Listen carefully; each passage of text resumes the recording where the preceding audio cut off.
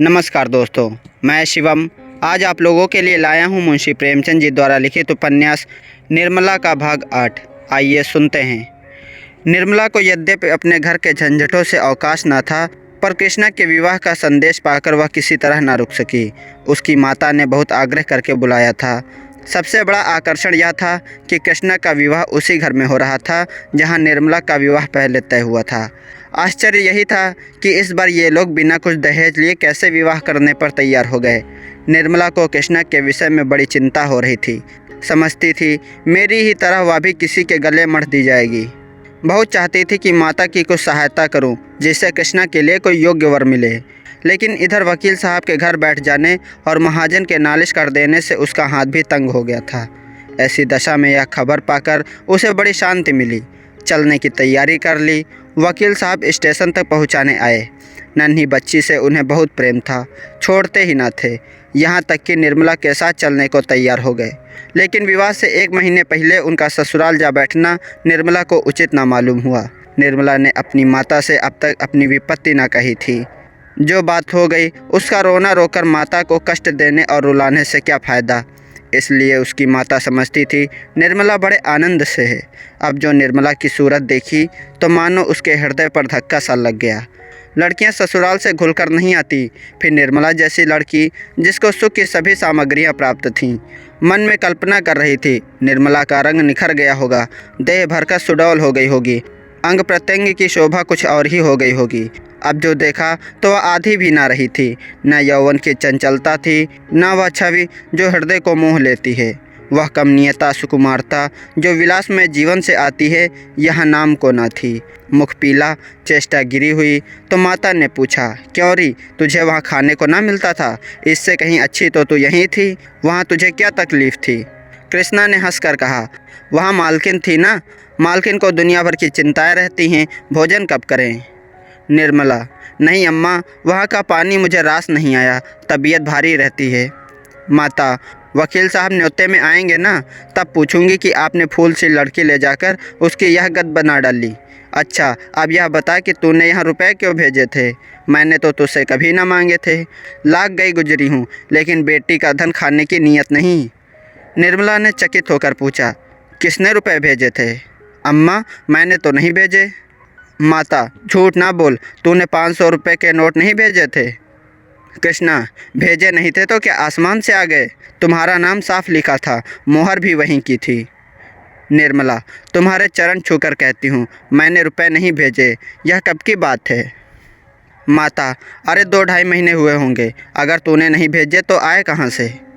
निर्मला, यह मैं क्या जानूँ, मगर मैंने रुपए नहीं भेजे। हमारे यहाँ तो जब से जवान बेटा मरा है कचहरी ही नहीं जाते। मेरा हाथ तो खुद ही तंग था, रुपए कहाँ से आते?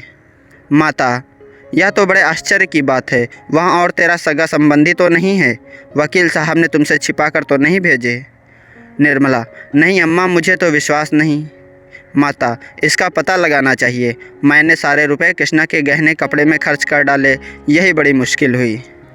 दोनों लड़कों में किसी विषय पर विवाद उठ खड़ा हुआ और कृष्णा उधर फैसला कराने चली गई तो निर्मला ने माता से कहा, इस विवाह की बात सुनकर मुझे बड़ा आश्चर्य हुआ। यह कैसे हुआ अम्मा?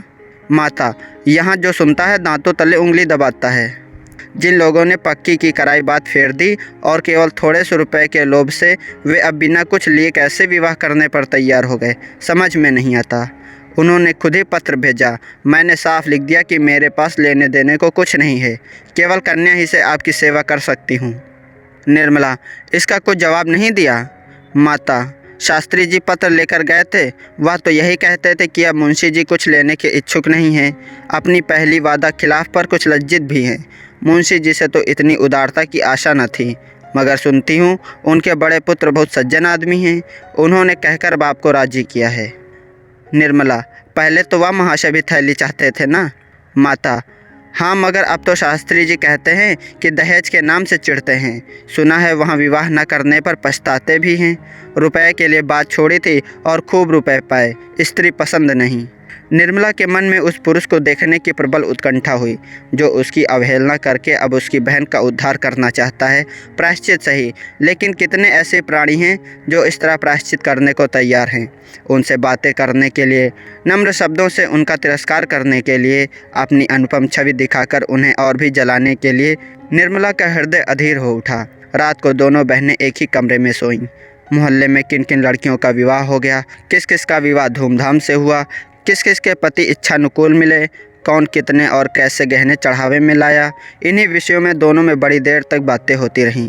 कृष्णा बार बार चाहती थी कि बहन के घर का कुछ हाल पूछूं, मगर निर्मला उसे पूछने का अवसर न देती थी। जानती थी कि यह जो बातें पूछेगी उसके बताने में मुझे संकोच होगा। आखिर एक बार कृष्णा पूछ ही बैठी, जीजा जी भी आएंगे ना? निर्मला, आने को कहा तो है। कृष्णा, अब तो तुमसे प्रसन्न रहते हैं ना? ये अब भी वही हाल है। मैं तो सुना करती थी कि दुहाजू पति स्त्री को प्राणों से भी प्रिय समझते हैं। वहाँ बिल्कुल उल्टी बात देखी। आखिर किस बात पर बिगड़ते रहते हैं? निर्मला, अब मैं किसी के मन की क्या जानूँ? कृष्णा, मैं तो समझती हूँ तुम्हारी रुखाई से वह चिढ़ते होंगे। तुम तो यहीं से जली हुई गई थी, वहाँ भी उन्हें कुछ कहा होगा। निर्मला, यह बात नहीं है कृष्णा। मैं सौगंध खाकर कहती हूँ, जो मेरे मन में उनकी ओर से जरा भी मैल हो, मुझसे जहाँ तक हो सकता है उनकी सेवा करती हूँ। अगर उनकी जगह कोई देवता भी होता तो भी मैं इससे ज़्यादा और कुछ ना कर सकती।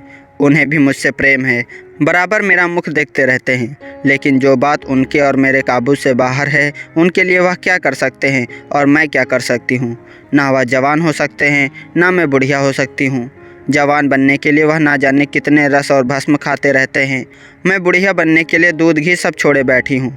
सोचती हूँ मेरे दुबलेपन ही से अवस्था का भेद कुछ कम हो जाए। लेकिन ना उन्हें पौष्टिक पदार्थों से कुछ लाभ होता है, ना मुझे उपवासों से। जब से मनसाराम का देहांत हो गया है तब से उनकी दशा और भी खराब हो गई है। कृष्णा, मनसाराम को तुम भी बहुत प्यार करती थी। निर्मला, वह लड़का ही ऐसा था कि जो देखता था प्यार करता था। ऐसी बड़ी बड़ी डोरेदार आंखें मैंने किसी की नहीं देखी। कमल की भांति मुख हरदम खिला रहता था। ऐसा साहसी कि अगर वह अवसर आ पड़ता तो वह आग में फान जाता। कृष्णा, मैं तुमसे कहती हूँ, जब वह मेरे पास आकर बैठ जाता तो मैं अपने को भूल जाती थी। जी चाहता था वह हरदम सामने बैठा रहे और मैं देखा करूँ। मेरे मन में पाप का लेश भी न था। अगर एक क्षण के लिए भी मैंने उसकी ओर किसी और भाव से देखा हो तो मेरी आंखें फूट जाएं।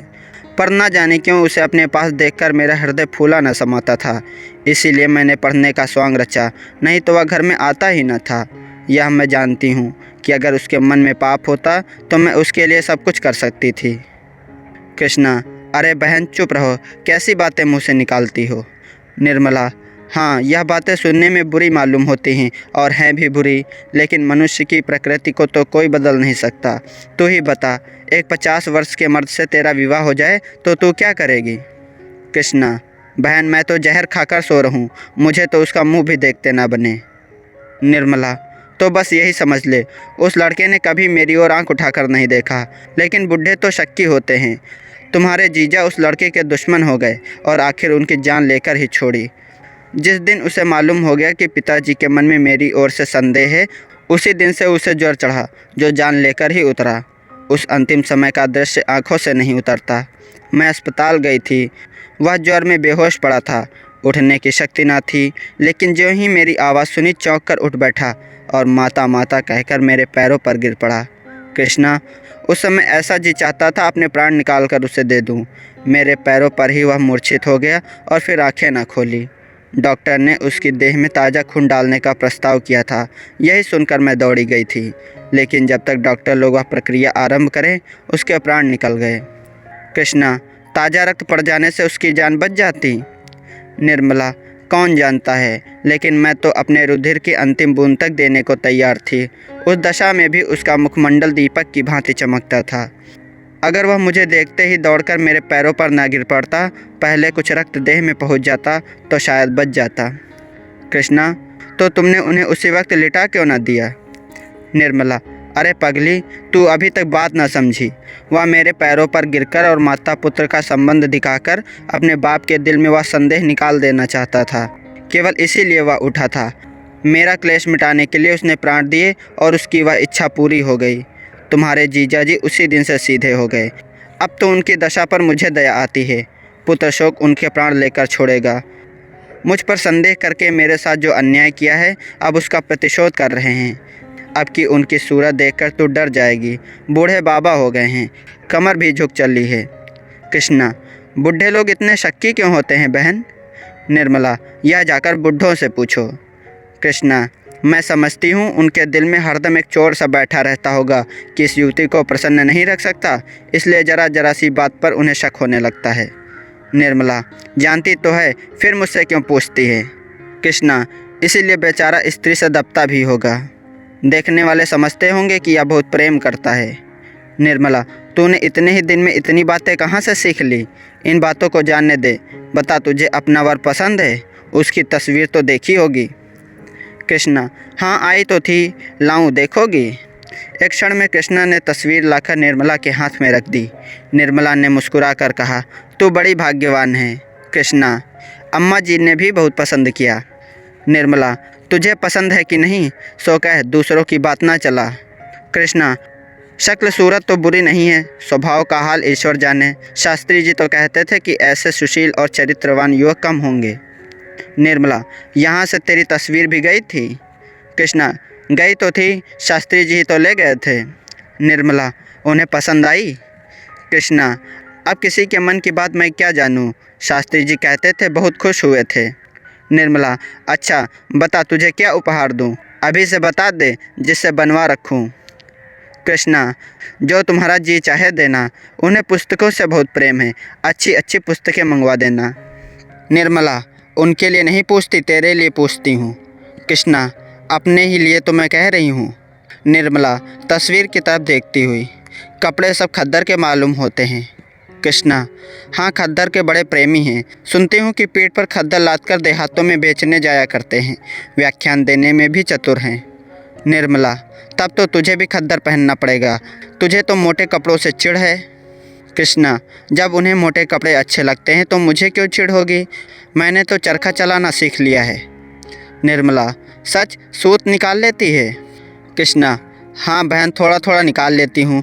जब वह खद्दर के इतने प्रेमी हैं तो चरखा भी ज़रूर चलाते होंगे। मैं न चला सकूँगी तो मुझे कितना लज्जित होना पड़ेगा। इस तरह बात करते करते दोनों बहनें सो गईं।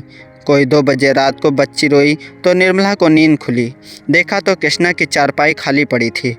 निर्मला को आश्चर्य हुआ कि रात गए कृष्णा कहाँ चली गई। शायद पानी पीने गई हो, मगर पानी तो सिरहाने रखा हुआ है, फिर कहाँ गई है? उसने 2-3 बार उसका नाम लेकर आवाज़ दी, पर कृष्णा का पता न था। तब तो निर्मला घबरा उठी। उसके मन में भांति भांति की शंकाएं होने लगी। सहसा उसे ख्याल आया कि शायद अपने कमरे में न चली गई हो। बच्ची सो गई तो वह उठकर कृष्णा के कमरे के द्वार पर आई। उसका अनुमान ठीक था, कृष्णा अपने कमरे में थी। सारा घर सो रहा था, वह बैठी चरखा चला रही थी। इतनी तन्मयता से शायद उसने थिएटर भी ना देखा होगा। निर्मला दंग रह गई। अंदर जाकर बोली, यह क्या कर रही है रे? यह चरखा चलाने का समय है। कृष्णा चौंक कर उठ बैठी और संकोच से सिर झुकाकर बोली, तुम्हारी नींद कैसे खुल गई? पानी वानी तो मैंने रख दिया था। निर्मला, मैं कहती हूँ दिन को तुझे समय नहीं मिलता? कृष्णा, दिन को फुर्सत ही नहीं मिलती। निर्मला, सूत तो बहुत महीन है। कृष्णा, हाँ बहन, यह सूत तो मोटा है। मैं बारीक सूत काटकर उनके लिए साफ़ा बनाना चाहती हूँ, यही मेरा उपहार होगा। निर्मला, बात तो तूने खूब सोची है। इससे अधिक मूल्यवान वस्तु उनकी दृष्टि में और क्या होगी? अच्छा उठ इस वक्त, कल काटना। कहीं बीमार पड़ जाएगी तो सब धरा रह जाएगा। कृष्णा, नहीं बहन, तुम चलकर सो, मैं अभी आती हूँ। निर्मला ने अधिक आग्रह न किया, लेटने चली गई, मगर किसी तरह नींद न आई। कृष्णा की उत्सुकता और यह उमंग देखकर उसका हृदय किसी अलक्षित आकांक्षा से आंदोलित हो उठा। इस समय उसका हृदय कितना प्रफुल्लित हो रहा है, अनुराग ने इसे कितना उन्मत्त कर रखा है। तब उसे अपने विवाह की याद आई। जिस दिन तिलक गया था उसी दिन से उसकी सारी चंचलता, सारी सजीवता विदा हो गई थी। अपनी कोठरी में बैठी वह अपनी किस्मत को रोती थी और ईश्वर से विनय करती थी कि प्राण निकल जाएं। अपराधी जैसे दंड की प्रतीक्षा करता है, उसी भांति वह विवाह की प्रतीक्षा करती थी। उस विवाह की जिसमें उसके जीवन की सारी अभिलाषाएं विलीन हो जाएंगी। जब मंडप के नीचे बने हुए हवन कुंड में उसकी सारी आशाएं जलकर भस्म हो जाएंगी। महीना कटते देर न लगी। विवाह का शुभ मुहूर्त आ पहुंचा। मेहमानों से घर भर गया। मुंशी तोताराम एक दिन पहले आ गए और उसके साथ निर्मला की सहेली भी आई। निर्मला ने बहुत आग्रह न किया था, वह खुद आने को उत्सुक थी। निर्मला की सबसे बड़ी उत्कंठा यही थी कि वर के बड़े भाई के दर्शन करूंगी और हो सकता तो उसकी सुदबुद्धि पर धन्यवाद दूंगी। सुधा ने हंसकर कहा, तुम उनसे बोल सकोगी? निर्मला, क्यों, बोलने में क्या हानि है? अब तो दूसरा ही संबंध हो गया और ना बोल सकूंगी तो तुम तो हो ही। सुधा, ना भाई, मुझसे या ना होगा। मैं पराए मर्द से नहीं बोल सकती, ना जाने कैसे आदमी हो। निर्मला, आदमी तो बुरे नहीं हैं और फिर उनसे विवाह तो करना नहीं। जरा सा बोलने में क्या हानि है? डॉक्टर साहब यहाँ होते तो मैं तुम्हें आज्ञा दिला देती। सुधा, जो लोग हृदय के उदार होते हैं क्या चरित्र के भी अच्छे होते हैं? पराई स्त्री को घूरने में तो किसी मर्द को संकोच नहीं होता। निर्मला, अच्छा ना बोलना, मैं ही बातें कर लूँगी। घूर लेंगे जितना उनसे घूरते बनेगा। बस अब तो राजी हुई। इतने में कृष्णा आकर बैठ गई। निर्मला ने मुस्कुरा कर कहा, सच बताना कृष्णा, तेरा मन इस वक्त क्यों उचाट हो रहा है? कृष्णा, जीजा जी बुला रहे हैं, पहले जाकर सुन आ, पीछे गप्पे लड़ाना, बहुत बिगड़ रहे हैं। निर्मला, क्या है, तूने कुछ पूछा नहीं? कृष्णा, कुछ बीमार से मालूम होते हैं, बहुत दुबले हो गए हैं। निर्मला, तो जरा बैठकर उनका मन बहला देती, यहाँ दौड़ी क्यों चली आई? या कहो ईश्वर ने कृपा की, नहीं तो ऐसा ही पुरुष तुझे भी मिलता। जरा बैठकर बातें करो, बूढ़े बातें बड़ी लच्छेदार करते हैं, जवान इतने डिंगेल नहीं होते। कृष्णा, नहीं बहन, तुम जाओ, मुझसे तो वहाँ बैठा नहीं जाता। निर्मला चली गई तो सुधा ने कृष्णा से कहा, अब तो बारात आ गई होगी, द्वार पूजा क्यों नहीं होती? कृष्णा, क्या जाने बहन, शास्त्री जी सामान इकट्ठा कर रहे हैं। सुधा, सुना है दूल्हे की भाभी बड़े कड़े स्वभाव की हैं। कृष्णा, कैसे मालूम? सुधा, मैंने सुना है, इसीलिए चेताए देती हूँ, चार बातें गम खाकर रहना पड़ेगा। कृष्णा, मेरी झगड़ने की आदत नहीं, जब मेरी तरफ से कोई शिकायत ही ना पाएंगी तो क्या अनायास ही बिगड़ेंगी। सुधा, हाँ सुना तो ऐसा ही है, झूठ मूठ लड़ा करती हैं। कृष्णा, मैं तो 100 बात की एक बात जानती हूँ, नम्रता पत्थर को भी मोम कर देती है। सहसा शोर मचा, बारात आ गई। दोनों खिड़की के सामने आ बैठी। एक क्षण में निर्मला भी आ पहुँची। वर के बड़े भाई को देखने की उसे बड़ी उत्सुकता हो रही थी। सुधा ने कहा, कैसे पता चलेगा कि बड़े भाई कौन हैं? निर्मला, शास्त्री जी से पूछूं तो मालूम हो। हाथी पर तो कृष्णा के ससुर महाशय हैं। अच्छा, डॉक्टर साहब यहाँ कैसे आ पहुँचे? वह घोड़े पर क्या है, देखती नहीं हो? सुधा, हाँ हैं तो वही। निर्मला, उन लोगों से मित्रता होगी, कोई संबंध तो नहीं है? सुधा, अब भेंट हो तो पूछूं, मुझे तो कुछ नहीं मालूम। निर्मला, पालकी में जो महाशय बैठे हुए हैं वह तो दूल्हा के भाई जैसे नहीं दिखते। सुधा, बिल्कुल नहीं, मालूम होता है सारी देह में पेट ही पेट है। निर्मला, दूसरे हाथी पर कौन बैठा है, समझ में नहीं आता। सुधा, कोई हो, दूल्हा का भाई नहीं हो सकता, उसकी उम्र नहीं देखती हो, 40 के ऊपर होगी। निर्मला, शास्त्री जी तो इस वक्त द्वार पूजा की फिक्र में हैं, नहीं तो उनसे पूछती। संयोग से नाई आ गया। संदूकों की कुंजियाँ निर्मला के पास थीं। इस वक्त द्वारचार के लिए कुछ रुपए की ज़रूरत थी, माता ने भेजा था। यह नाई भी पंडित मोटेराम जी के साथ तिलक लेकर गया था। निर्मला ने कहा, क्या अभी रुपए चाहिए? नाई, हाँ बहन जी, चल कर दे दीजिए। निर्मला, अच्छा चलती हूँ, पहले यह बता तो दूल्हा के बड़े भाई को पहचानता है? नाई, पहचानता काहे नहीं, वह क्या सामने है? निर्मला, कहाँ, मैंने तो नहीं देखा। नाई, अरे वह क्या घोड़े पर सवार हैं, वही तो हैं। निर्मला ने चकित होकर कहा, घोड़े पर दूल्हे के भाई हैं, पहचानता है या अटकल से कह रहा है? नाई, अरे बहन जी, क्या इतना भूल जाऊंगा, अभी तो जलपान का सामान दिए चला आता हूँ। निर्मला, अरे यह तो डॉक्टर साहब हैं, मेरे पड़ोस में रहते हैं। नाई, हाँ हाँ, वही तो डॉक्टर साहब हैं। निर्मला ने सुधा की ओर देखकर कहा, सुनती हो बहन इसकी बातें? सुधा ने हंसी रोककर कहा, झूठ बोलता है। नाई, अच्छा साहब, झूठ ही सही, अब बड़ों के मुंह कौन लगे, अभी शास्त्री जी से पूछवा दूंगा, तब तो मानिएगा। नाई के आने में देर हुई। मोटेराम खुद आंगन में आकर शोर मचाने लगे। इस घर की मर्यादा रखना ईश्वर ही के हाथ है। नाई घंटे भर से आया हुआ है और अभी तक रुपए नहीं मिले। निर्मला, जरा यहाँ चले आइए शास्त्री जी, कितने रुपए दरकार हैं, निकाल दूँ। शास्त्री जी भुनभुनाते और ज़ोर ज़ोर से हाँफते हुए ऊपर आए और एक लंबी सांस लेकर बोले, क्या है, यह बातों का समय नहीं है, जल्दी से रुपए निकाल दो। निर्मला, लीजिए निकाल तो रही हूँ, अब क्या मुँह के बल गिर पड़ूँ? पहले यह बताइए कि दूल्हा के बड़े भाई कौन हैं? शास्त्री जी, राम राम, इतनी सी बात के लिए मुझे आकाश पर लटका दिया, नाई क्या ना पहचानता था? निर्मला, नाई तो कहता है वह जो घोड़े पर सवार हैं वही हैं। शास्त्री जी, तो फिर किसे बता दें, वही तो हैं ही। नाई, घड़ी भर से कह रहा हूँ, पर बहन जी मानती ही नहीं। निर्मला ने सुधा की ओर स्नेह, ममता, विनोद, कृत्रिम तिरस्कार की दृष्टि से देखकर कहा, अच्छा, तो तुम ही अब तक मेरे साथ क्रिया चरित्र कर रही थी, मैं जानती तो तुम्हें यहाँ बुलाती ही नहीं। ओफो, बड़ा गहरा पेट है तुम्हारा, तुम महीनों से मेरे साथ शरारत करती चली आती हो और कभी भूल से भी इस विषय का एक शब्द तुम्हारे मुंह से नहीं निकला। मैं तो 2-4 ही दिन में उबल पड़ती। सुधा, तुम्हें मालूम हो जाता तो तुम मेरे यहाँ आती ही क्यों? निर्मला, गजब रे गजब, मैं डॉक्टर साहब से कई बार बातें कर चुकी हूँ, तुम्हारे ऊपर यह सारा पाप पड़ेगा। देखा कृष्णा, तूने अपनी जेठानी की शरारत, यह ऐसी मायाविनी है, इनसे डरती रहना।